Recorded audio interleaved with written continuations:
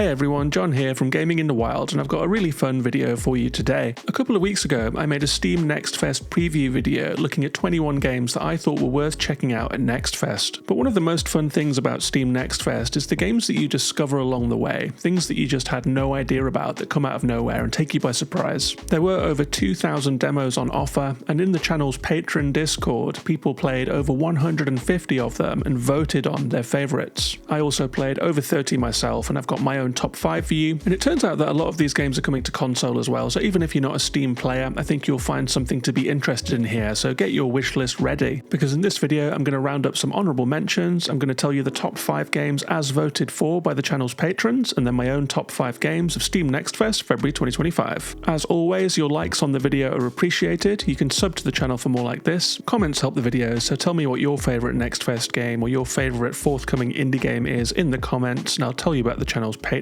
at the end. And with that, let's go.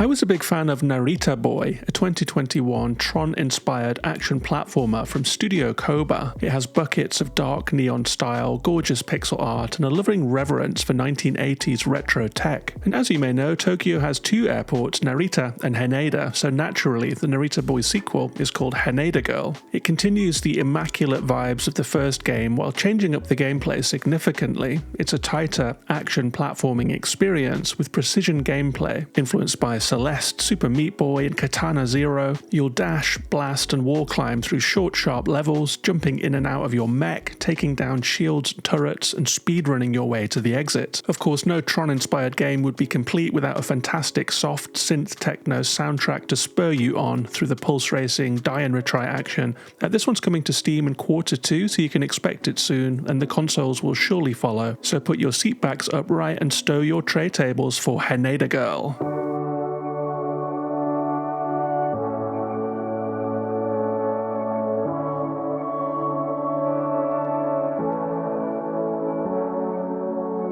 The next game that I have here is a game that I first saw on the No Caps YouTube channel. It's really good stuff, give them a follow if you don't already. It's a game called Hypergea. It's a melancholic sci-fi exploration platformer with an original pole vaulting mechanic. You play as a broken robot that's been reactivated at the bottom of a deep, mysterious underground megastructure. You have to find keys to operate lifts, you have to work weird machines to open ways forward, but the majority of the game you're going to be spending doing this strange type of robot parkour. And this is all based around the pole vaulting system, where you can hop up onto your pole, then you can jump and catch your pole onto a ledge to pull yourself up. You'll be leaping out into the void to grab onto ropes, swinging them to get momentum, and then flipping over to a platform and just about catching it with your pole. I really enjoyed this gameplay, and the atmosphere is really interesting. It has that sort of sad post-society decay that we experienced in the Dead City from the game Stray. If you are interested in the story, exploration is rewarded with memories that can help to fill in the blanks. I can't wait to learn more about this mystery when it releases on Steam later this year. That's Hypergea.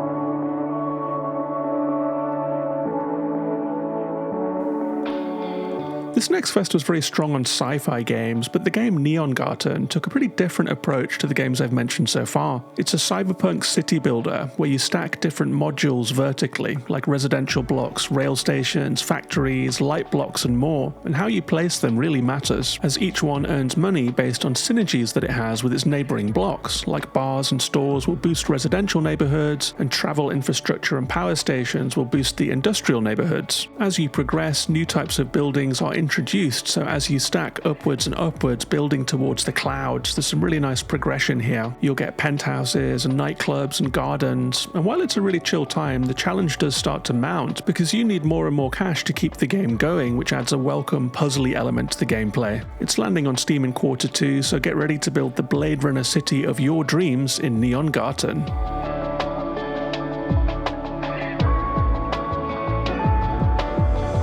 And as well as playing games that we're already excited for, Next Fest is also about finding brand new games, and Roadcraft was one of those. It's not exactly an indie game as it's being published by Focus Entertainment, but it got a lot of love from the patrons in the vote, so I just wanted to let you all know about it. It's a reconstruction game where you use heavy machinery to clear bleak, devastated areas, like industrial estates that have been hit by natural disasters. You'll be tearing down shattered buildings, draining away flooded areas, and automating processes to help the reconstruction effort happen and get things back on track. The aim of the game is to recover lost land, to tear down ruined structures and restart local industry, and then move on to the next area, and there are lots of different biomes with different challenges that you will face. The gameplay looks like an interesting mixture. There are elements of off-road driving, resource management, and strategy in the automation in this one. It's an interesting mix that I haven't seen before. That's Roadcraft, coming to current-gen consoles and Steam on May 20th. And the final honourable mention is Despelote. I covered Despelote in my Next Fest preview, and the demo did not disappoint. This one's a really unusual football game when rather than playing as the star striker or the club manager, you play as a soccer-obsessed kid playing in the streets and the parks of Ecuador. It has a warm, autobiographical feel to it. You can boot the ball at windows, pass among your friends in the playground, or nick the ball and just go exploring through the alleyways and the streets until your parents call you home. I really enjoy the art style of this one. It's very unique and it really stands out of the pack. The Spanish language voice acting is excellent and it has a good soundtrack that's also on point. This one has a really rich, nostalgic childhood feel that I really enjoyed in the demo. It's coming out on May the 1st, just ahead of the summer's football. We have the Women's Euros, we have the African Cup of Nations. So if you're thinking of getting in on either of those tournaments, then you can play along with this one and pick up the vibes. That's Despelote. And with that, we're moving on to the second segment of this video. It's the top 5 games in the Patron vote. As I said at the top of the show, the patrons played over 150 games at Steam Next Fest, and this is the top 5 according to the votes that they cast about what was the best stuff they played. First up is Hasty, Broken Worlds. This is a game that exploded on social media just before Next Fest. It's a high-speed runner with platforming elements, where you sprint through undulating levels and you jump at the peak of a hill, and then you have to dive to try and hit the downslope and keep up your momentum, like in the games Tiny Wings and Exo 1. There's more than a dash of Sonic here, as you also collect coins along your way, with brief respites from racing through the levels to visit the shop and power up your loadout. And very much like Sonic, when it's going well, it feels amazing to be running at high speed through these levels, flying up into the air, but then when you crash, you come back down to earth with a bump. It feels terrible as you try and pick up speed again. So I had a bit of a mixed experience with this one. I would say that the linear levels were top notch, but some of the more open spaces confused me and led to me getting lost and slowing down a lot. But I'll be curious to see how it all shakes out when this one comes out. No release date yet, but Landfall have hinted that it's coming sooner rather than later. That's Hasty, Broken Worlds.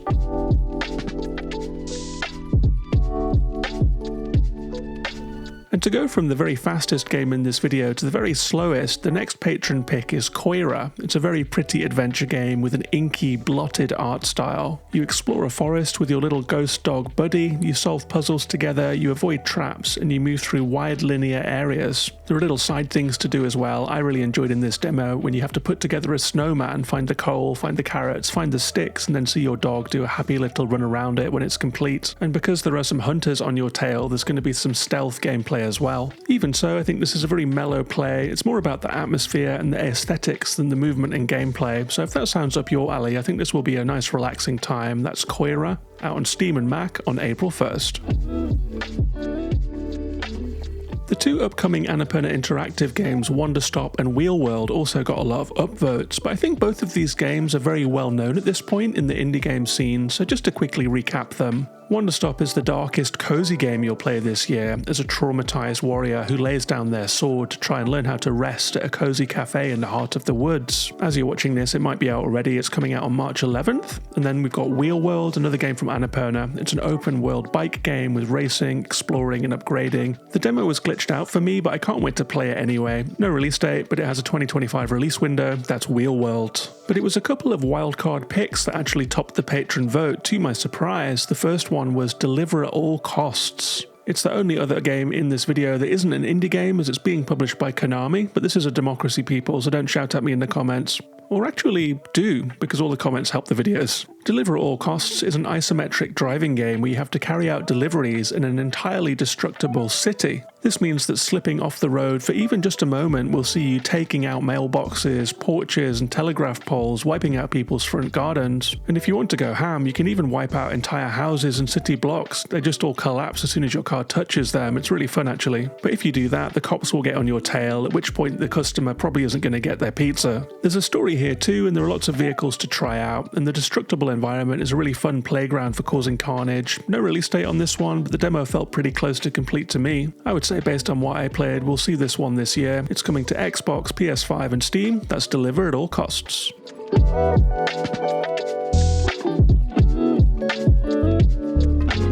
And the highest scoring game in the patron vote of Steam Next Fest was Castle v Castle, the black and white turn-based battler where you draw cards to add stacks and defences to your own tower, and then play attacking cards to knock down your opponent's tower. It's a really fun tug-of-war kind of concept that's part Jenga and part Nidhogg, part tower defense and part card game arm wrestle. It's really entertaining how fast the tables can turn when you have a giant tower that suddenly gets wiped out and your opponent wins with just one stack left. There are some layers of strategy here too, as you balance out your deck with low and high cost cards and work out your own demolition strategies. I played it solo player and it was perfectly fun, but it seems like it'll have a lot of legs as a multiplayer game too. No release date for this one yet, but it's a guaranteed hit I think. That's Castle v Castle.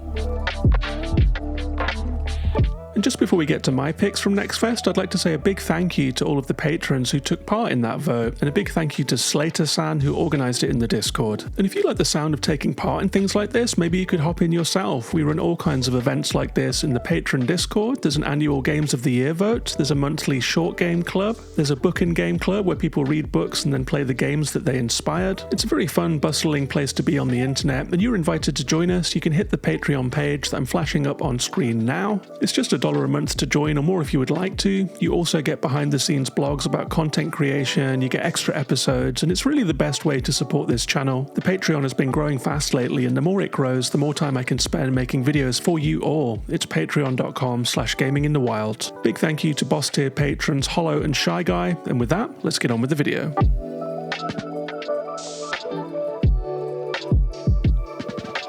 And that brings us to my own best of the fest, and with so many demos on offer in such a short time, I tended to drop things that weren't clicking pretty quickly and move on to the next game. But all 5 of these demos that I'm going to list here had me playing to the very end and wanting more, and some of them I even played twice. That was the case with Drop Duchy. I liked it so much that I played this half-hour demo twice in a row. It's a really interesting pocket-sized strategy game with a few different phases to the gameplay. First, you have to prepare the kinds of units that you want to take with you. There are aggressive units, defensive units, or environmental units. For example, an archery tower gets stronger if it's shooting from cover next to a forest tile, but a scout tower will get stronger if it's next to an expanse of open land so it can see what's coming. The second phase of the game is a weird kind of map Tetris where you arrange all the landscape features and the buildings. And then the third phase is the battle. You choose the order that all of the attacks will go in, and you try to arrange it so that you come out on top. It's easy to play, but it's hard to explain, and if you pick up the demo you'll see what I mean. The full release hits Steam in April, and even if it's not your usual genre, I say check this one out. Like I said, I played the whole demo twice and I was dying to play more. That's Drop Duchy. The next one on my list was a bit of a surprise hit for me. It's Bonnie Bear Saves Frog Time, a fresh-looking adventure game set in an animal world. And the animals of this world play the national sport, which is called Frog Time. It's a funny little turn-based game. They just set up a little grid and they play against each other. They kind of scratch it into the sand or put it up in a field where they're standing. It's kind of like checkers. You play your frogs and then they have to jump over the other frogs and get to the finish line. But there are, of course, various wrinkles to the gameplay, like frogs that will block other frogs or slow frogs that will suddenly sprint forward and win the game. And you play as Bonnie, a bear who is new to playing Frog Time, and when the Frog Time champion steals her prized possession, it's your job to win rounds of Frog Time against all of his henchmen and then beat him to get it back. This means buying more powerful frogs and working your way up the ranks. Frog Time itself is really fun, but what really got me about this game was the script. It's packed with goofy jokes and weird characters, and it's all voiced by a bunch of Danish accented folks who are clearly having a lot of fun in the recording booth. It's an eccentric, charming little adventure game with a fun little strategy game to play as well. No release date yet, but the demo is still up, so check it out. That's Bonnie Bear Saves Frog Time.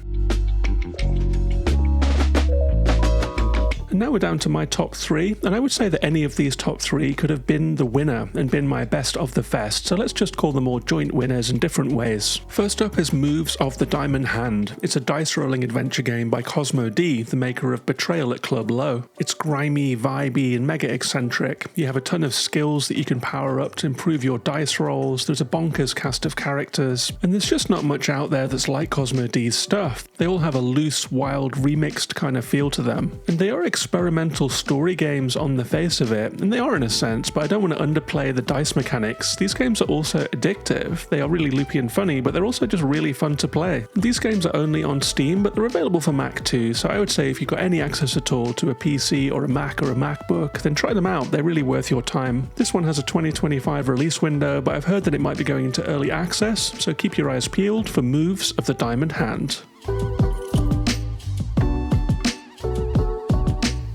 Only 2 games to go, and this one is another wild one. From the makers of Paradise Killer, it's the Promise Mascot Agency. You play as a former yakuza who has been exiled to a small town in Japan and tasked with kick-starting a failing mascot agency. That is an agency that sends out weird little mascots to try and drum up business outside of local stores and that sort of thing. You have to drive around the landscape recruiting mascots, you have to negotiate their contracts and the terms of their work, and then you get them jobs. But they aren't just people in costumes, they're bizarre little creatures that seem a bit off. In the dev's own words, there's Trororo, a charming cat who's a little bit too obsessed with adult videos. There's the sweet silken Tofu, a little block of tofu who can't stop sobbing. And then there's your partner in crime at the agency, who is like a mean little severed finger or something. This game seems like an indie take on the vibe of the Yakuza series, or at least the weird, memeable moments that people love most about them. If that sounds like your kind of thing, it's hitting all the consoles and Steam on April the 11th, and I can't wait. That's the Promise Mascot Agency.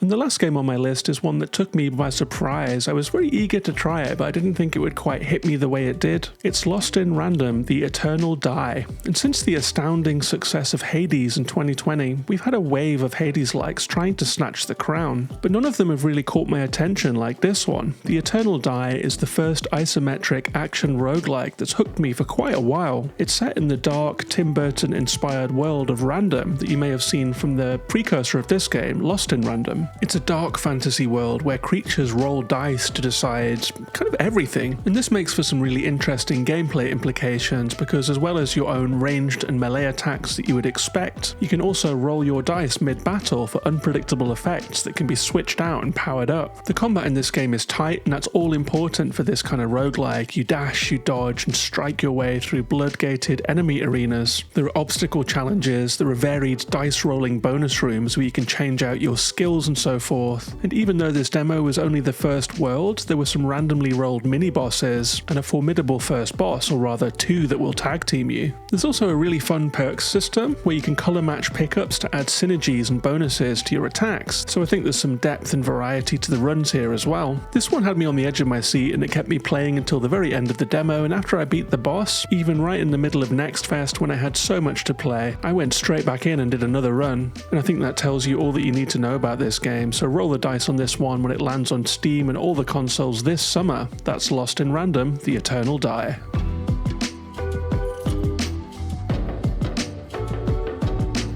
So that's it for this video. I would like to say a big thank you to everyone who has started following the channel lately. We've been having a lot of growth on this channel. There have been a lot of people in the comments, there have been a lot of people joining the Patreon. I've been hearing about people sharing videos on Reddit, and I can see from the stats that a lot of people are sharing it in WhatsApp. So thank you to everyone that is helping this channel to grow. I hope to keep on making new videos for you, and you can help make sure that's the case by joining the Patreon. I'll flash that link up on screen again now. That also means that next time around you might get to vote in the games that I'm talking about on a video. So thanks guys, and see you on the next one.